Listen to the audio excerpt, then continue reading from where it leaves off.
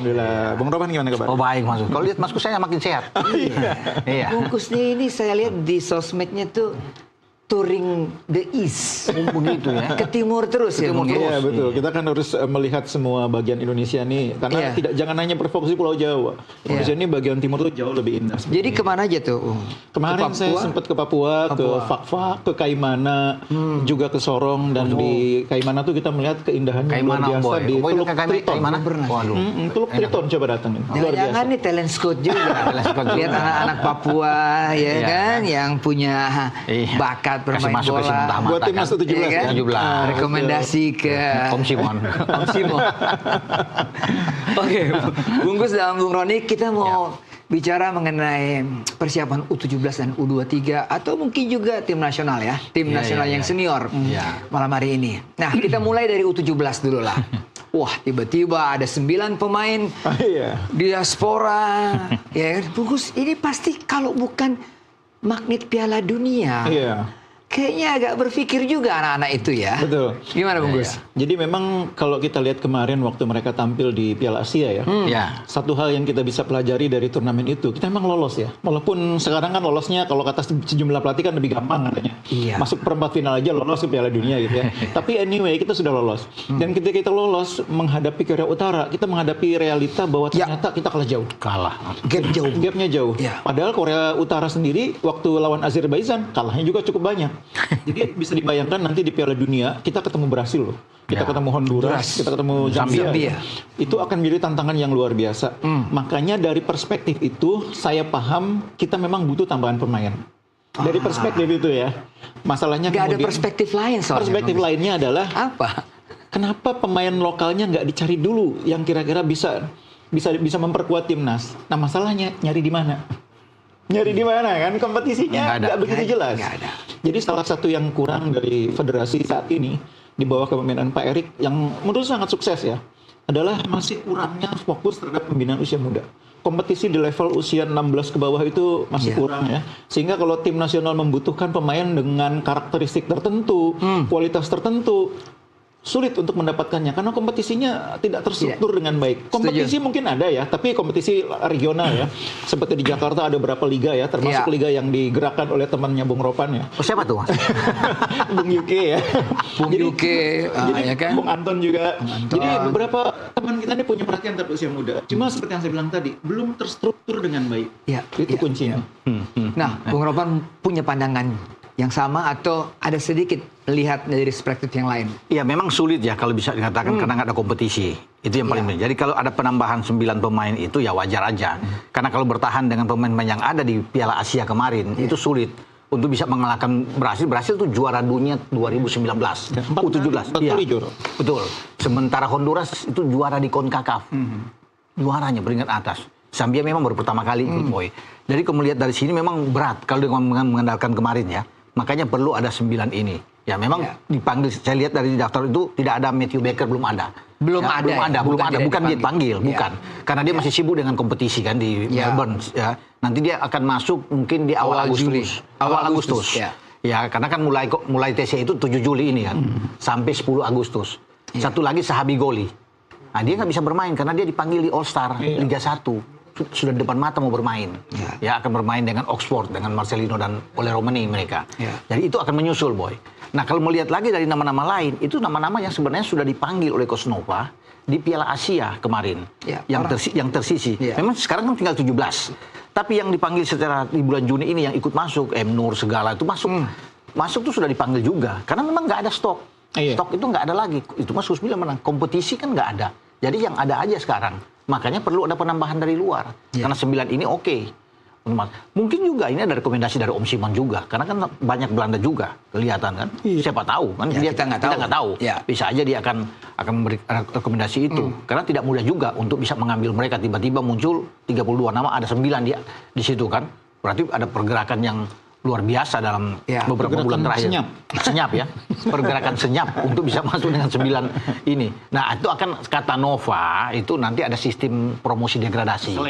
Seleksi akan masuk. Bahwa itu bisa menentukan kan ujung-ujungnya 23 juga ya akan masuk kan dari sini. Jadi 34 itu pasti akan banyak yang gugur juga.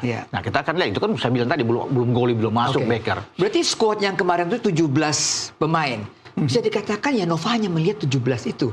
Dia tidak punya kesempatan untuk mencari di tempat lain ataukah di Liga 2 atau Liga 3 yang usianya masih di bawah 17 tahun. Di bawah 17 itu sulit mendapatkan dari liga dari liga yang profesional, maksud saya dari Liga 1, Liga 2. Liga 2 kan masih profesional ya. Ada mungkin Liga 3 itu pun biasanya Liga 3 menggunakan pemain yang usianya mendekati usia 21 tahunan. Jarang yang memainkan pemain di bawah 17 tahun. Yang mungkin dilakukan adalah menggelar kompetisi untuk mereka. Itu yang paling mungkin. Dan menggelar kompetisi untuk mereka itu tidak cukup hanya di satu tempat ya. Karena pemain bagus itu tidak hanya di satu tempat. Kalau di bawah usia 16 tahun itu pemain kadang-kadang masih ada di kampung halaman. Entah itu di Papua, entah itu di Maluku. Nah, di sana makanya harus dihidupkan kompetisinya. Makanya saya sebetulnya sangat mengapresiasi teman-teman di level pembinaan usia muda ya. Seperti yang saya bilang tadi, ada Joy, ada Ucup, itu sangat mengapresiasi inisiatif konsistensi mereka menggelar liga ya. Dan semakin banyak liga yang bisa diputar di daerah menurut saya semakin baik. Jadi kuncinya kalau untuk usia muda itu, mereka kalau bisa jangan jauh-jauh pergi dari rumah. Anak di bawah usia 16 tahun itu kalau bisa masih sama orang tuanya. Jadi mereka berkompetisi. Kontrolnya ada. Iya, mereka berkompetisi rutin tapi masih bersama orang tua. Jadi sekarang ini kan yang terjadi anak-anak dari luar daerah kalau mau berkompetisi dari Kalimantan dari mana, mereka pindah ke Jawa. Mereka ikut klub di Jawa. Dan itu membuat mereka kehilangan emosional sosialnya ya. Dan itu yang menurut saya membuat mereka perkembangannya secara karakter jadi tidak sempurna. Nah, itu sebabnya sangat penting kompetisi usia muda supaya anak ini bertumbuh kualitas tekniknya, tapi kualitas emosional juga tumbuh seimbang. Pemain yang hebat itu tidak hanya bagus kualitas tekniknya, fisiknya, skillnya, tapi juga kualitas emosionalnya. Itu harus seimbang. Emosional, ada kedekatan dengan daerah. Ya mungkin Bung Ropan juga tahu bahwa dulu Persema Manado tuh mayoritas adalah anak muda. Banyak. Dari klub-klub yang ada di Manado. Banyak sekali. Ya kan, juga di Kalimantan, juga apalagi di Medan. Iya betul. Iya kan? Iya betul. Itu yang saya pikir harus menjadi concern federasi. Mengapa kita terus menggaungkan pentingnya pembinaan usia muda?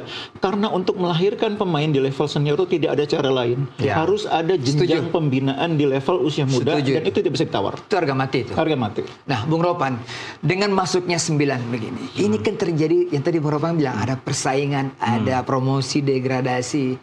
Anda membayangkan 9 pemain ini beradaptasi dengan pemain-pemain yang udah ada sekarang 17 ini. Seperti apa, Bung? Kan belum menjadi jaminan juga. Mereka 9 ini masuk tiba-tiba 99 di bawah. Masih akan dilihat tentunya oleh Nov, tidak akan menjamin itu. Ya, tapi kalau bisa melihat dari nama-nama lain juga, saya pikir sebagian besar pasti akan masuk. Tidak semua mungkin tapi sebagian besar pasti akan ada.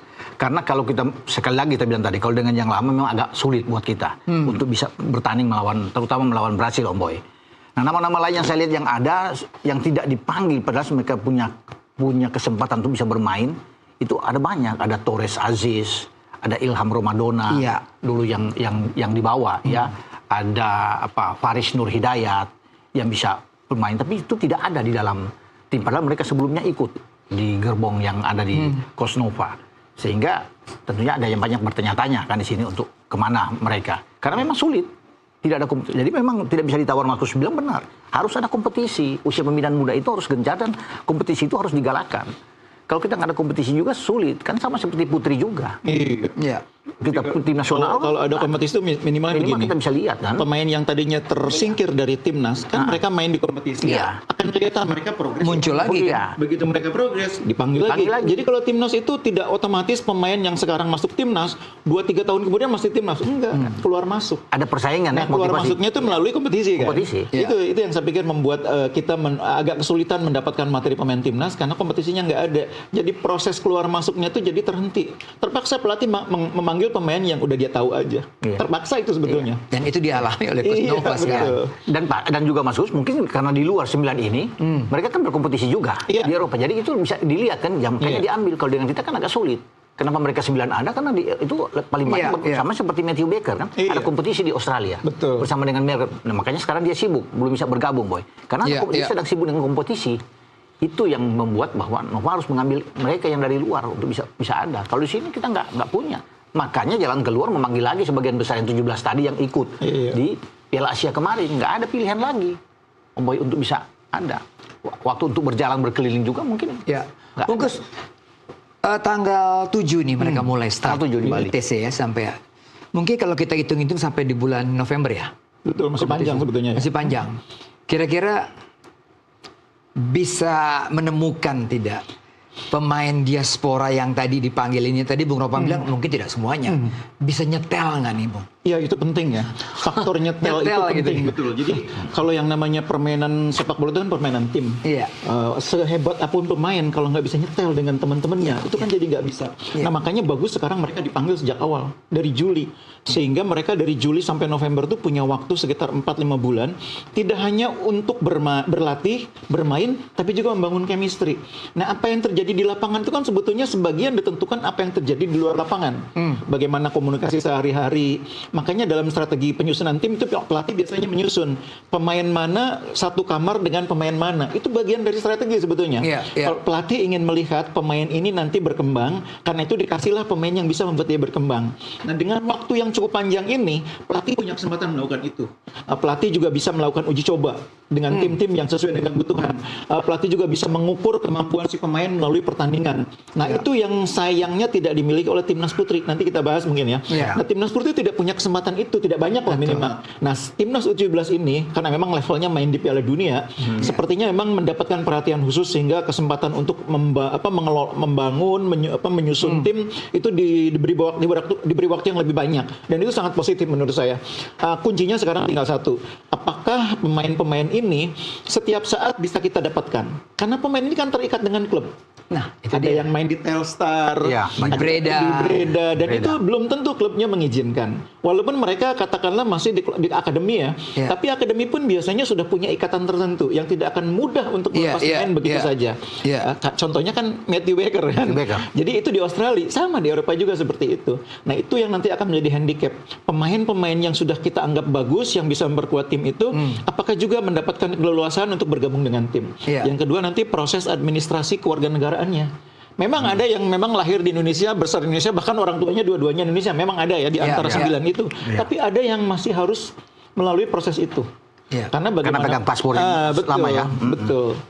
Oke, kita break lagi nih. Kita break dulu lah ya. Karena terlalu asik juga, seru juga. Bung Ropan, Bung Gus, kita break dulu. Kita kembali setelah pariwara berikut ini. Tetaplah di Sportcast Nusantara TV.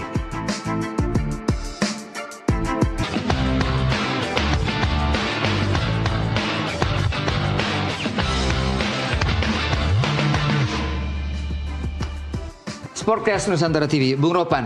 Yang menarik ini nama-nama pemainnya bukan hanya dari Belanda kan, ada dari Norwegia. Kita kaget juga dari Norwegia, dari Italia. Nicolas namanya kalau salah ya. Iya kan? Dari Città di Palermo. Dari Palermo. Ini menarik Ibu, gimana? Iya, ya memang banyak juga kejutan yang tidak orang pikirkan bahwa ada dari Palermo, dari Norwegia kan. Kalau lihat dari mereka 9 itu 2 belakang, itu ada 4 gelandang kalau nggak salah, 3 di depan. Dari mereka. Tidak ada striker ya? Iya, striker ada di depan. Ada striker, ada 3 di depan. Memang menarik untuk bisa melihat mereka, tapi kan kita belum tahu. Ya, mungkin mereka akan datang untuk bisa seleksi, ya, dan melihat kemampuan mereka, skill mereka, bagaimana baru bisa Nova bisa menentukan kan, apakah mereka layak untuk bisa masuk. Walaupun kita bilang tadi ada nama-nama yang memang sulit sebagian besar dari Belanda, Om Boy. Jadi ini akan menjadi penentuan juga buat mereka. Artinya apakah mereka itu bisa untuk bisa memperkuat tim nasional kita? Karena ini kan level Piala Dunia. Tidak mudah juga bagi mereka bahwa mereka datang dari luar tiba-tiba mereka akan menjadi jaminan kita tidak kalah melawan Brasil misalnya. Tidak kalah melawan Zambia. Zambia itu tim yang kuat. Baru pertama kali mereka bagus. Honduras, tim yang kuat. Makanya kalau melihat dari cara kita bermain kemarin menjadi PR bagi Nova. Banyak hal yang PR untuk dia dilakukan terhadap tim ini. Karena kan kita tidak boleh membandingkan Piala Asia dengan Piala Dunia, tentu sudah jauh. Di Asia ya kemarin kita kesulitan, Mas Gus bilang lawan Korea kan. Nah apalagi kita mau ketemu dengan Brasil secara skill, individu, pemain-pemain bagus semua, Brasil kan, kita bisa tahu. Jadi ya kita akan tunggu, bisa melihat kemampuan mereka ini 9-9-nya. Bagus kan untuk bisa memperkuat tim nasional kita, dikombinasi dengan pemain-pemain kita. Chemistry-nya mau bilang dapat nggak untuk mereka bisa bermain gitu. Bungkus, kalau kita lihat starting line up ketika melawan Korea Utara, kita dengan 4-3-3, Dava di belakang kiper, Fabio Kriawan, Putu Panji, Matthew Baker, Daniel Alfredo. Di tengahnya 3 gelandang, Evandra Floresta, Nazril Alvaro, Alex Nidwi. Di 3 di depan, Mirza Firjatullah, Zahabi Goli, dan Fadli Alberto. Iya, apa pertanyaannya Pak? Pertanyaannya adalah dengan materi begitu ya kita tadi katakan sulit sekali kita. Lalu apa yang PR-nya yang paling krusial buat Nova dengan pemain yang kita katakan udah bagus menurut kita, ternyata ya kalahnya telak sekali dengan Korea Utara. Betul. Jadi waktu lawan Korea Utara itu memang pertama-tama kalah secara fisik ya. Pemain kita tidak siap menghadapi permainan physical game dari Korea Utara ya. Nah, hal yang sama kan bisa terjadi nanti kalau kita ketemu dengan Honduras yang fisikalnya bagus-bagus. Pemain-pemain Zambia apalagi dari Afrika. Kita sudah pernah melihat kan. Kita kan punya pengalaman gini loh. Kita pernah jadi tuan rumah Piala Dunia 17. Nah, waktu itu kan kita bisa melihat gaya mainnya tim-tim Eropa, Jerman, termasuk juga Brasil waktu itu. Argentina. Jadi kalau pemain-pemain dari Amerika Latin seperti halnya Brasil itu skillful dan cepat. Kalau dari Eropa itu biasanya punya postur physical presence yang kuat. Nah, begitu juga dengan Afrika. Nah, kita nanti akan berhadapan dengan kombinasi itu. Pemain-pemain Brasil yang punya kecepatan, punya skill yang bagus, pemain-pemain Honduras yang punya kualitas fisik bagus seperti halnya Zambia. Kita harus siap menghadapi itu. Nah, menghadapi Korea Utara kita sudah kesulitan dengan physical presence pemain-pemain Korea Utara yang sangat kuat. Nah, karena itu makanya dari pemain-pemain yang dipanggil, saya melihat beberapa di antaranya itu sepertinya diarahkan untuk membuat tim ini punya pemain yang punya fisik kuat, terutama di lini pertahanan. Nah, salah satu kan pemain dipanggil ini kan pemain belakang ya, yang menurut saya itu nanti mungkin salah satu kandidat yang bisa lolos ya. Nah, kemudian kita juga butuh pemain yang punya kemampuan pegang bola di tengah. Jadi waktu kita Piala Asia kemarin lawan Korea Utara, kita agak sedikit kurang kuat nahan bolanya gitu ya. Ini ada pemain yang cukup bagus, ada Floris Van Bronckhorst ya. Iya, ini Van Bronckhorst lagi kebetulan. Tapi nggak ada hubungan. Ternyata nggak ada. Floris de Factor, Van Bronckhorst. Nah, itu pemain yang kuat bolanya itu. Passingnya bagus. Visi bermainnya juga oke. Nah, ini menurut saya bisa menjadi salah satu pemain yang bisa menambah kekuatan di lapangan tengah.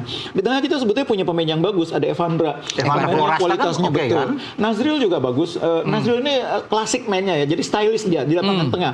Tapi butuh pemain yang punya kemampuan menahan bola, membagi bola, dan melindungi bola dengan baik. Di tengah itu kan kuncinya itu. Kalau dalam sepak bola ini kalau di tengah tidak ada yang bisa pegang bola, tim tidak bisa mengendalikan permainan. Kalau di level kita kan yang megang bola Bung Ropani ya biasanya nih ya. Jadi di timnas U17 itu belum ada kemarin pemain yang bisa menahan bola, melindungi bola, membagi bola. Nazril bagus, Evandra juga bagus, tapi ketika di pressing oleh lawan, ya mungkin faktor jam terbang juga. Jadi kemampuan melindungi bola, menahan bola, kemudian mengontrol itu biasanya datang dari pengalaman bertanding. Kompetisi. Kalau mereka kurang berkompetisi, keyakinan dalam melindungi itu nggak ada. Takut bola langsung dipasing, bola langsung lepas. Tapi kalau terbiasa dengan kompetisi, dia bisa. Dia tahan, dia lindungi, dia bagi, capping sedikit. Nah, itu mungkin yang dicari oleh Nova di antara pemain yang dipanggil itu. Nah, satu lagi menurut saya pemain yang menarik adalah Lionel ya. Lionel ini keturunan Kamerun ya? Iya, Palermo ya. Palermo. Tapi usia mudanya mainnya di Tangerang loh. Saya pernah lihat dia main di kompetisi Junior League. U14 ya? U14, U15. Dia main di sana itu dan memang mainnya bagus, fisiknya juga bagus. Makanya orang tuanya bawa dia ke Palermo. Wow. Dan dia oke ya bermainnya, Mas? Lumayan menurut saya. Bung Ropan, saya mencatat nama Feike Müller Latu Perisa. Itu belakang itu kalau nggak salah. Belakang. Tinggi 180. Berarti dia kalau dibayangkan duet dengan Matthew Baker, kalau benar Matthew Baker adalah starting line up ya. Sebagai double center back misalnya. Menarik nggak, Bung? Ya menarik karena di sana juga ada kapten kita kan, ada Putu Panji. Ya, itu pasti akan kalau Matthew Baker agak melebar kan, bermain di kiri dia. Bisa main di kiri. Oh, dia bisa main di wing juga di flank. Kalau Matthew Baker, tapi kayak yang Muller tadi. Jadi mungkin dengan Putu Panji akan bermain. Memang butuh. Mungkin ada satu lagi Boy yang bisa ada di situ ya pemain yang diambil dari Nova yang di luar ya di belakang dan pasti dia mungkin akan masuk di dalam skema permainannya Nova. Nah, saya kembali lagi dengan apa yang katakan Mas Kuston soal gelandang harus kuat pegang bola. Nah, tidak mengherankan bahwa dari semua yang ambil itu kebanyakan di gelandang. Ada 4 sampai 5 pemain yang ada di gelandang. Makanya diperkuatlah gelandang itu untuk apalagi kan ini menghadapi Brasil. Simon juga ngelihat itu ya pasti ya. Pasti gelandang itu dipenuhi karena memang melihat dari ada sekarang cuma Evandra yang Nazrilnya satu dua yang bisa diandalkan karena itu menjadi titik lemah ketika di Piala Asia kemarin kan. Kita ditekan habis, di pressing tinggi oleh Korut sehingga nggak berkembang ya ada semua bertahan counter attack nggak jalan dengan baik.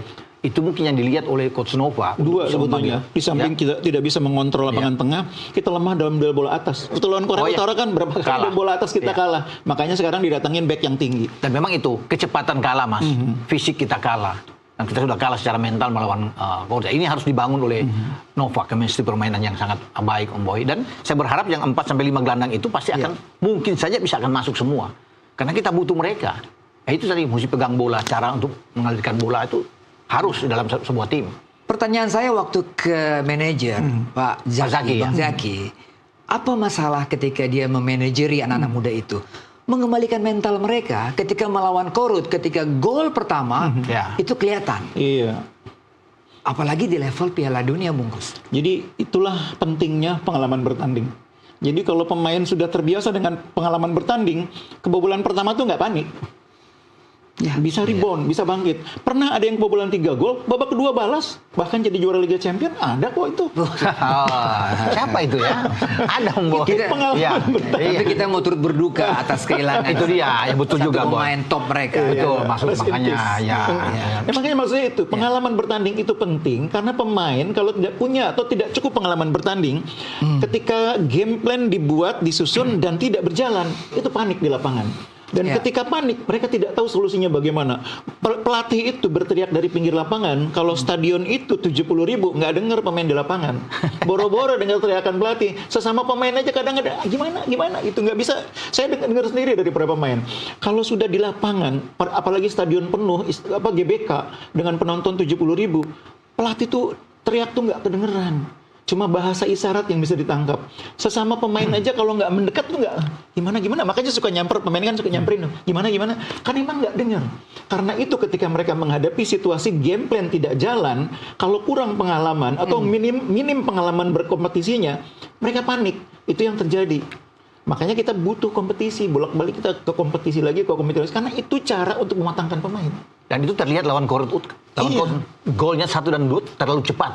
Mental mereka jatuh, Boy. Itu yang Saki maksud kan. Cepat, bukan cuma gol pertama. Gol pertama dan kedua tuh berjaraknya sangat dekat. Sehingga itu yang membuat mental kita jatuh. Dan kita tidak berkembang memang sama sekali melawan Korut. Padahal melawan Korea Selatan malah menang. Iya kan?